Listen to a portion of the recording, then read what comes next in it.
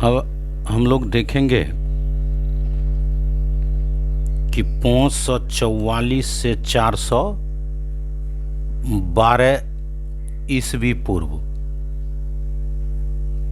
544 से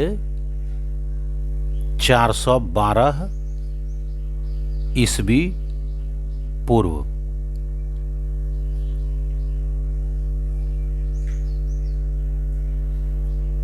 हर्यक वंश की स्थापना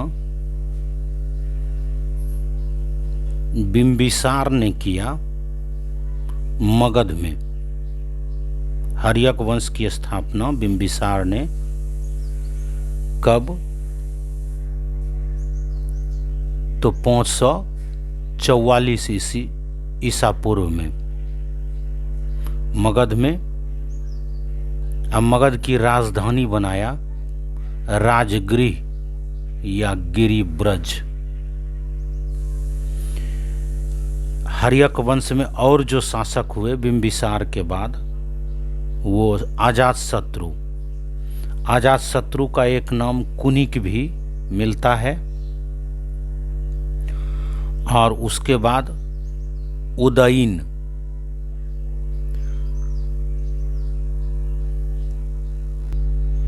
इसी उदयीन ने राजगृह से मगध की राजधानी पाटलिपुत्र पटना, जो गंगा तथा सोन नदी के संगम पर था, ले जाने का काम किया था उदयीन ने।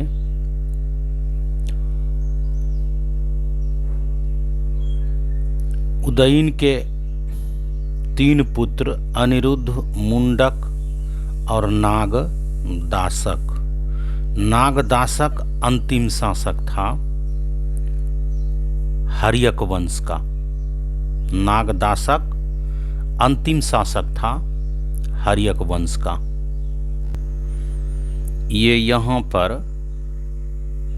इस तरह से मगध वंश था, मगध था यहीं पर, और इसकी राजधानी यहाँ पर राजगृह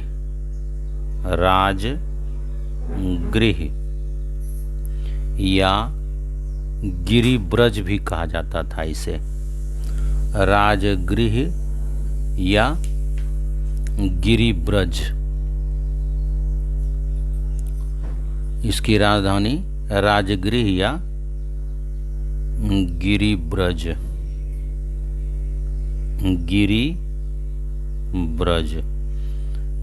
गिरिब्रज और राजगृह दोनों एक ही जगह का नाम था। राजगृह जो अभी का राजगीर है, राजगीर।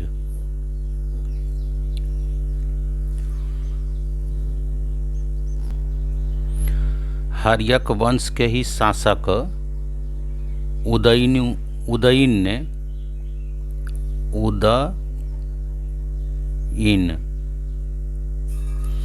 यहाँ राजगृह से राजधानी यहाँ पर पटना ले गया।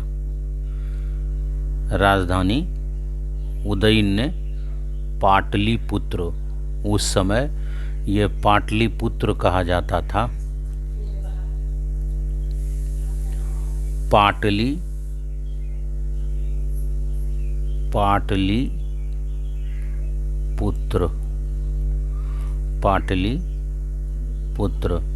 जो अभी पटना है। शासक उदयीन ने ले गया था राजगृह से पाटलिपुत्र, मगध की राजधानी। ये यहाँ पर हम मगध देख रहे हैं। 16 जनपदों में से 16 महाजनपद में से एक महाजनपद मगध था। बाद में मगध, वत्स,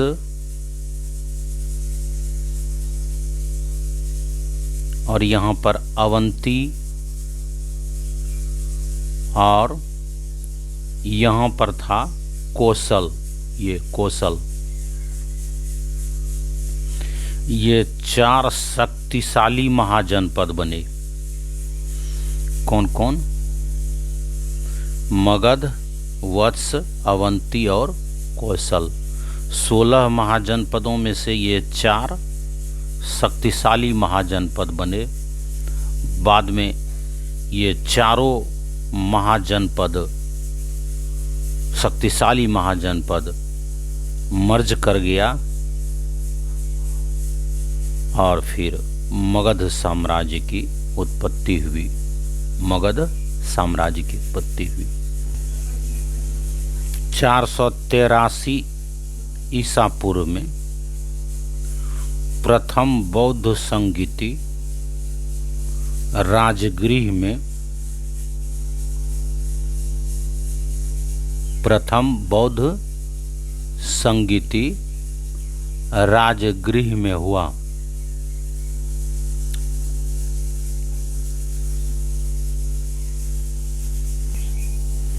ये यहाँ पर मगध की राजधानी थी राजगृह।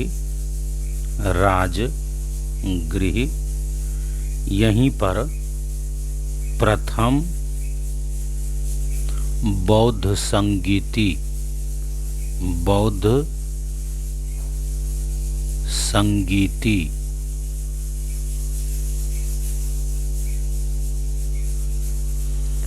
प्रथम बौद्ध संगीति राजगृह में हुई और ये अजात शत्रु के काल में हुआ। अजात शत्रु के शासनकाल में, अजात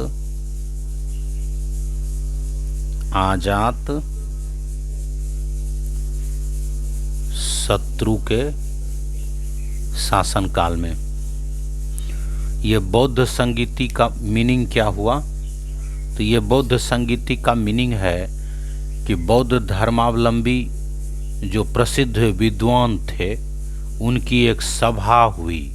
कहाँ पर? राजगृह में, अजातशत्रु के शासनकाल में। और इस सभा की कुछ मुख्य बातें क्या है कि बुद्ध की शिक्षा जो है वो सुत्त पिटक और विनय पिटक में संकलित किया गया। सुत्त पिटक और विनय पिटक, विनय पिटक में संकलित किया गया। सुत्त पिटक और विनय पिटक में प्रथम बौद्ध संगीति की यही खासियत थी। और ये राजगृह में हुआ, सप्तपर्णी गुफा में। और इसके अध्यक्ष थे महाकश्यप। अब जो दूसरी महत्वपूर्ण घटना है 483 ईस्वी पूर्व के बाद, 483 ईसा पूर्व जबकि प्रथम बौद्ध संगीति हुई, उसके बाद की प्रमुख घटना 412 ईसा पूर्व से 344 ईसा पूर्व शिशुनाग वंश की स्थापना एवं विस्तार। यह भी मगध में ही हुआ था। शिशुनाग वंश की स्थापना एवं विस्तार। शिशुनाग वंश की स्थापना खुद शिशुनाग ने ही किया था। हर्यक वंश के अंतिम शासक नागदासक को अपदस्थ करके शिशुनाग ने शिशुनाग वंश की स्थापना की थी मगध में। ये यहाँ पर मगध है और यहाँ था वैशाली।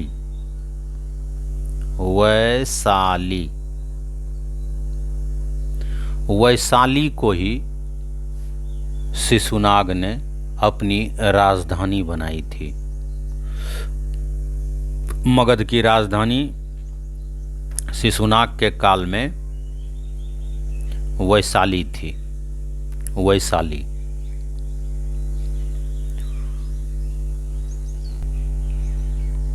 शिशुनाग के बाद इसके वंश में काला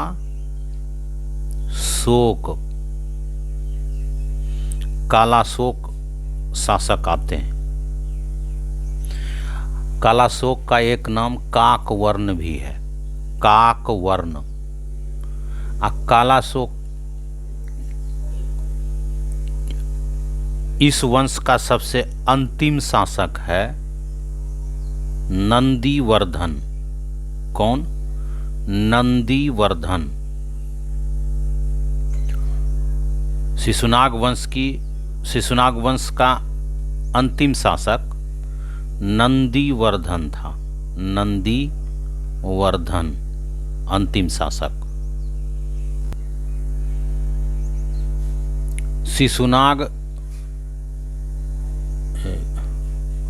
शिशुनाग वंश के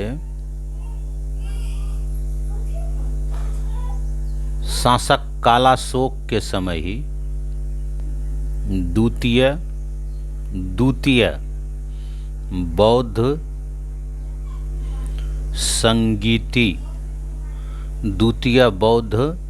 संगीति हुई। इस बौद्ध संगीति की अध्यक्षता साबक मीर ने किया। शासक कौन थे? कालाशोक या काकवर्ण। द्वितीय बौद्ध संगीति किसके काल में हुआ? तो कालाशोक के या काकवर्ण के शासन काल में हुआ द्वितीय बौद्ध संगीति। और कहाँ हुआ? तो वैशाली में। कहाँ हुआ? वैशाली में। और साबक मीर की अध्यक्षता में। क्या इम्पोर्टेंट बात है?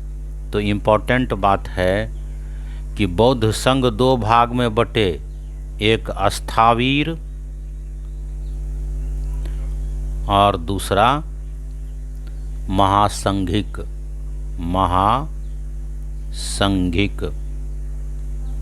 दो भाग में बटे। और यह कब हुआ भाई? तो द्वितीय बौद्ध संगीति 383 ईसा पूर्व में वैशाली में हुआ, कालाशोक के शासनकाल में। 383 ईसा पूर्व में द्वितीय बौद्ध संगीति वैशाली में। अब महत्वपूर्ण घटना के रूप में माना जाता है 344 ईसा पूर्व में मगध में नंद वंश की स्थापना हुई। 344 ईसा पूर्व में, और ये 322 ईसा पूर्व तक चली। 322 ईसा पूर्व में चंद्रगुप्त मौर्य द्वारा मौर्य वंश की स्थापना कर ली गई। तो 322 ईसा पूर्व तक चली। 344 ईसा पूर्व से मगध में नंद वंश।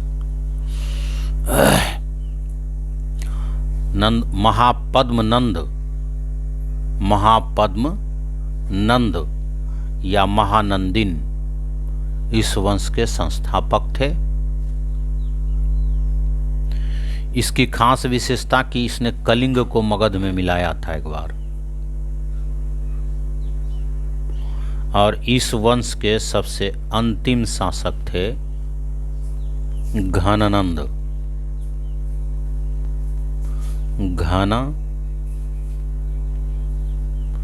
घनानंद जो सिकंदर के समकालीन थे।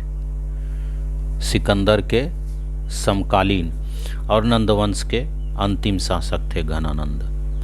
घनानंद को ही हराकर चंद्रगुप्त मौर्य ने मगध में मौर्य वंश की स्थापना की। ये मगध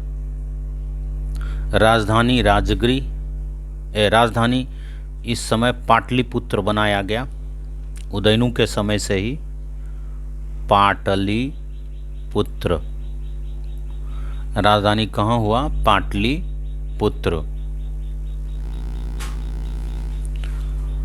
और यहीं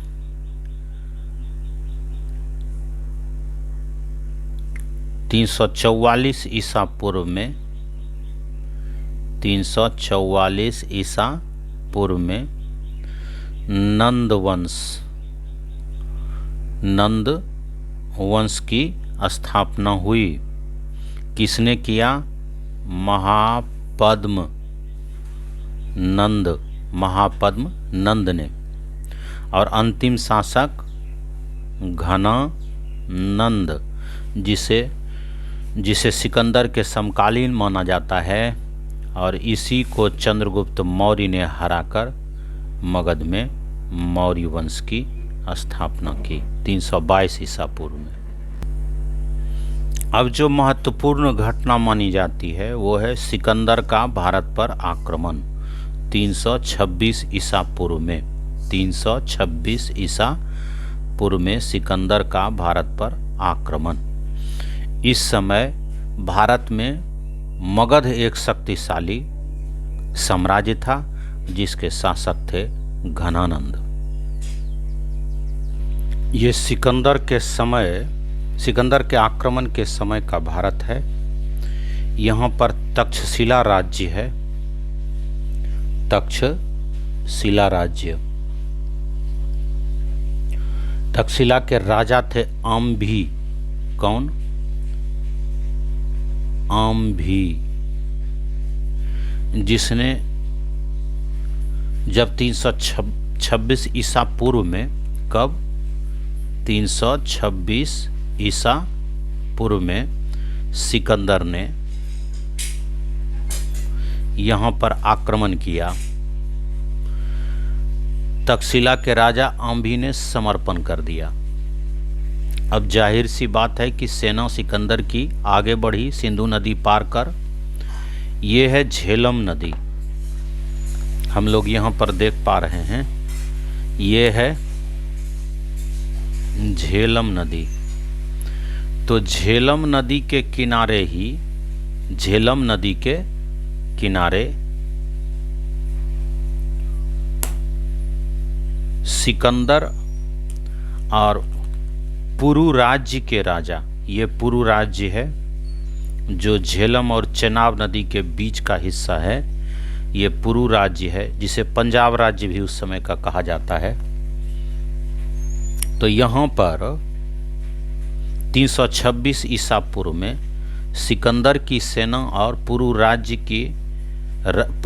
के राजा पोरस, राजा कौन थे? पोरस के बीच घमासान युद्ध हुआ झेलम नदी के किनारे। इस युद्ध का नाम, इस युद्ध को कई नाम से जाना जाता है। हाइडेस्पीज का युद्ध, इसको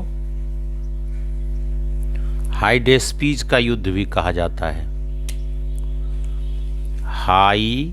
हाइडेस्पीज का युद्ध या वितस्ता का युद्ध, वितस्ता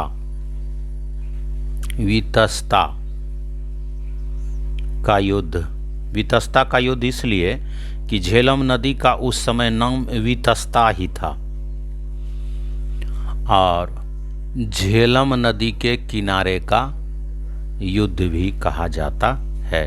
हाइडेस्पीज का युद्ध, वितस्ता का युद्ध, झेलम नदी के किनारे का युद्ध 326 ईसा पूर्व में सिकंदर और पोरस के बीच हुआ। इसमें पोरस की हार हो गई, पोरस की हार हो गई। लेकिन राजा पोरस से सिकंदर काफी प्रसन्न हुए और राजा पोरस को उनका राज्य, राजा पोरस को उनका राज्य ये जो था वो लौटा दिया गया। मगध में इस समय घनानंद शासन कर रहे थे। घनानंद मगध में, पाटलिपुत्र में इस समय घनानंद शासन कर रहे थे। ये हाइडेस्पीज के युद्ध अर्थात राजा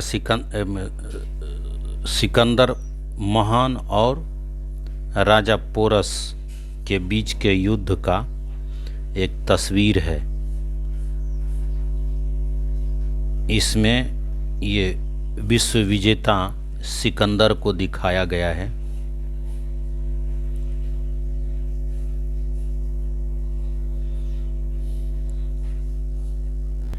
इस तस्वीर में दोनों को दिखाया गया है, ये राजा पोरस और ये सिकंदर, घोड़े पर सवार सिकंदर और हाथी पर सवार राजा पोरस। ये हाइडेस्पीस का युद्ध है या वितस्ता नदी के किनारे का युद्ध। अब हम लोग देखेंगे 323 ईसा पूर्व में सिकंदर की बेबीलोन में मृत्यु हो गई। बेबीलोन कहाँ है? तो ये मेसोपोटामिया का एक नगर था उस समय। अभी बागदाद के पास बेबीलोनिया है। यहीं सिकंदर की मृत्यु 323 ईसा पूर्व में हो गई। कहा जाता है कि भारत में जब यहाँ पर सिकंदर ने युद्ध किया राजा पोरस से, और इस युद्ध को जीतने के पश्चात जब आगे बढ़ना मुनासिब नहीं समझा, उस समय घनानंद शासन कर रहे थे पाटलिपुत्र की गद्दी पर, तो यहाँ पर आगे बढ़ना मुनासिब नहीं समझा, तो वो अपने देश में वापस लौटने की सोचे। तो इसी बीच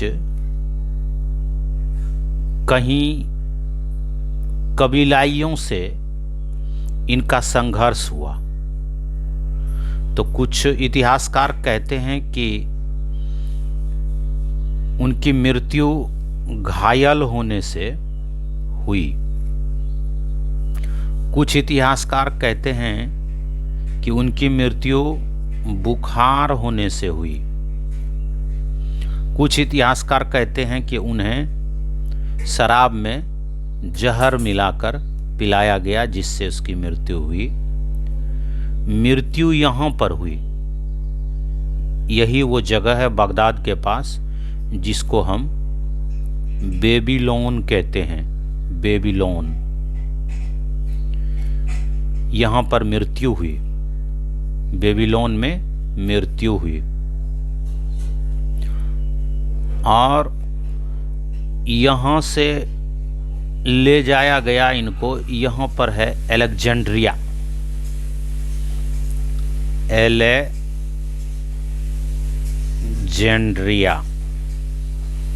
अलेक्जेंड्रिया में इसको दफनाया गया।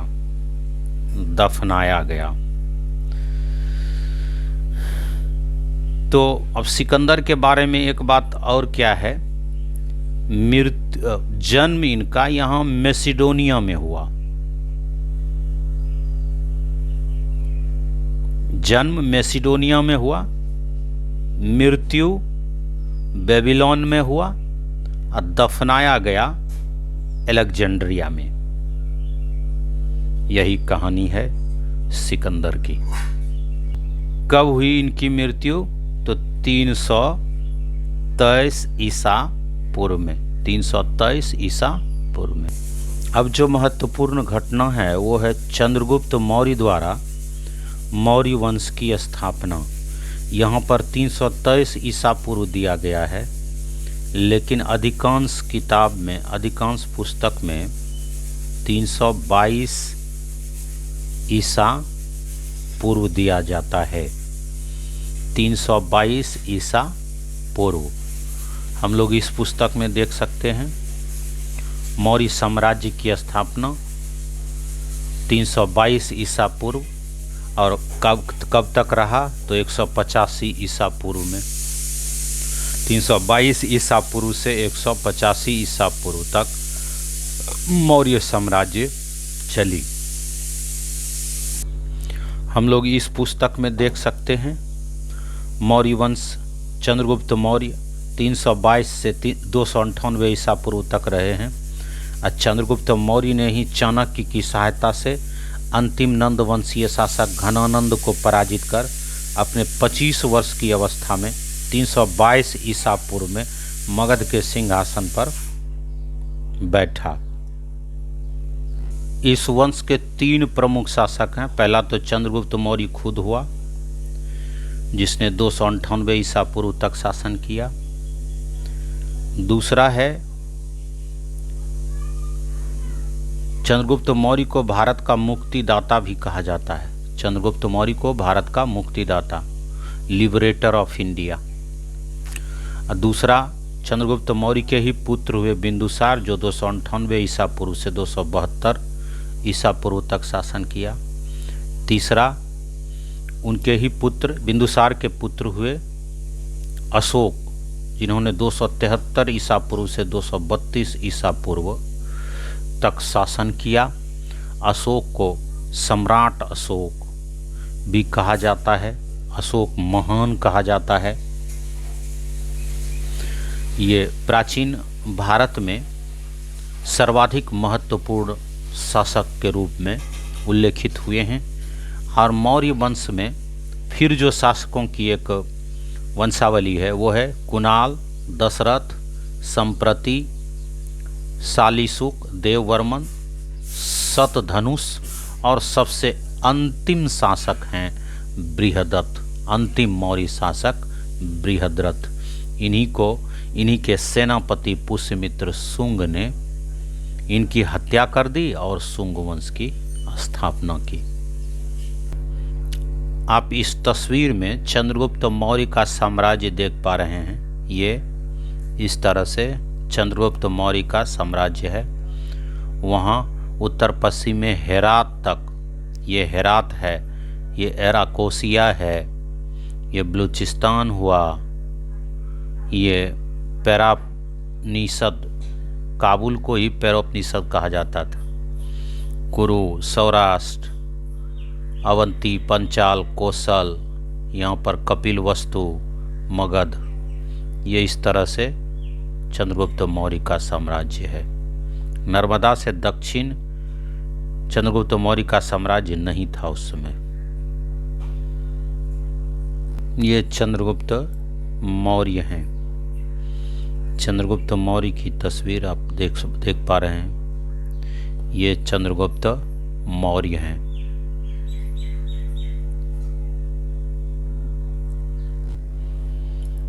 अब जो महत्वपूर्ण बिंदु है वो 305 ईसा पूर्व में सेल्यूकस का भारत पर आक्रमण। 305 ईसा पूर्व में सेल्यूकस का भारत पर आक्रमण। ये तस्वीर सेल्यूकस निकेटर की है। ये तस्वीर नहीं है, ये प्रतिमा है। ये चंद्रगुप्त मौर्य और सेल्यूकस निकेटर के बीच हुए युद्ध को दिखाता है। और इन्हीं क्षेत्रों में यहाँ पर सेल्यूकस निकेटर और चंद्रगुप्त मौर्य का युद्ध हुआ था। यहीं पर 305 ईस्वी 305 ईसा पूर्व में इन्हीं क्षेत्रों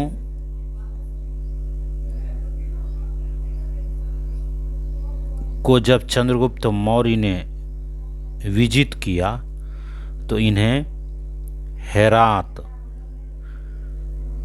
पैरोपनिषद, एराकेसिया और सिंध बलूचिस्तान और का कुछ क्षेत्र चंद्रगुप्त मौर्य को सेल्यूकस निकेटर से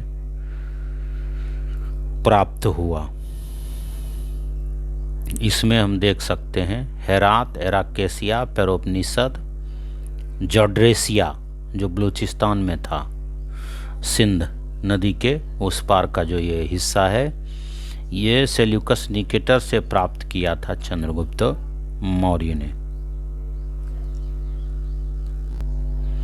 298 ईसा पूर्व में बिंदुसार शासक बना मौर्य वंश का। मौर्य साम्राज्य का शासक बिंदुसार 298 ईसा पूर्व में बना।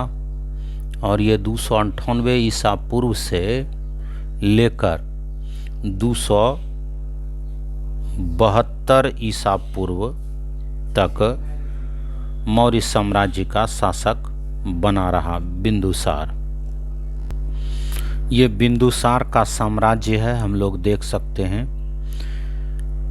बिंदुसार के साम्राज्य में कलिंग को छोड़कर दक्षिण में नर्मदा के दक्षिण में ये कृष्णा नदी घाटी तक पहुंच गए थे बिंदुसार। ये केवल सुदूर दक्षिण का जो राज्य था चोल चेर पांड्य, इस पर बिंदुसार का अधिकार नहीं था। कलिंग और सुदूर दक्षिण का राज्य, बाकी बिंदुसार के साम्राज्य के अंदर दक्षिण के भी कुछ हिस्सा आते थे। ये हम लोग देख पा रहे हैं बिंदुसार का साम्राज्य। बिंदुसार का साम्राज्य यही है बिंदुसार, सेकेंड मौर्यन एम्पायर। बिंदुसार, बिंदुसार की तस्वीर है वो।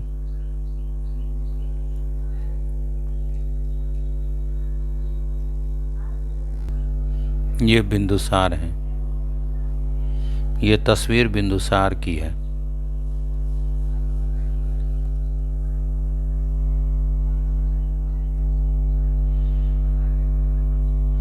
ये भी तस्वीर बिंदुसार की है।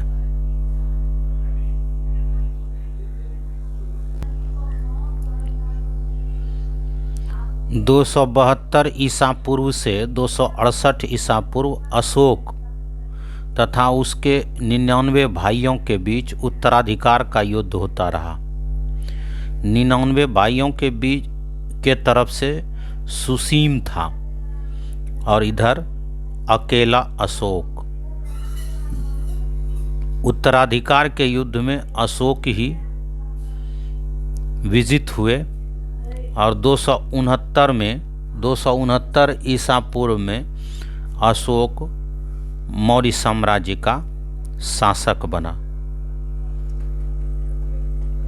अशोक का शासन काल है 268 से 268 ईसा पूर्व से 232 ईसा पूर्व।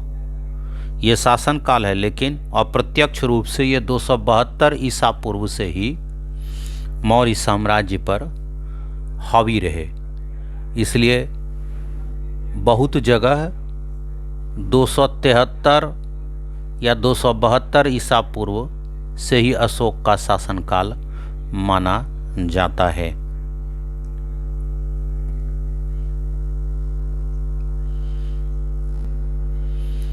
दो 261 ईसा पूर्व में अशोक का प्रमुख कार्य है जो अशोक ने अपने शासन काल में एकमात्र युद्ध लड़ा, वो है कलिंग युद्ध 261 ईसा पूर्व में। यह है अशोक का साम्राज्य। इसमें हम लोग कलिंग को भी शामिल देख रहे हैं। ये बिंदुसार के समय में कलिंग शामिल नहीं था। तो अशोक का साम्राज्य विस्तार मौर्यों के समय सर्वाधिक माना जाता है। इन चित्रों में देखें, ये अशोक के साम्राज्य का विस्तार है। अशोक के साम्राज्य का विस्तार। इस तस्वीर में हम लोग अशोक के चित्र को भी देख रहे हैं।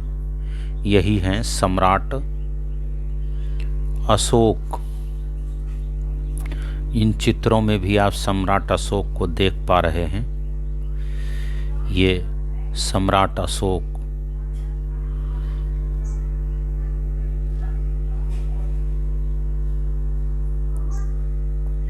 ये सम्राट अशोक।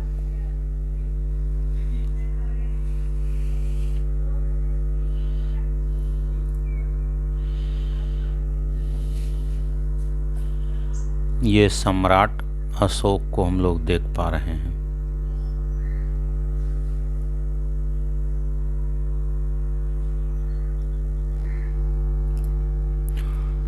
अशोक ने उपगुप्त से शिक्षा लेकर या दीक्षा लेकर बौद्ध धर्म को अपनाया था 257 ईसा पूर्व में। 257 ईसा पूर्व में। इस तस्वीर में सम्राट अशोक उपगुप्त से दीक्षित हो रहे हैं और इसी दीक्षा को प्राप्त कर अशोक ने बौद्ध धर्म अपना लिया था।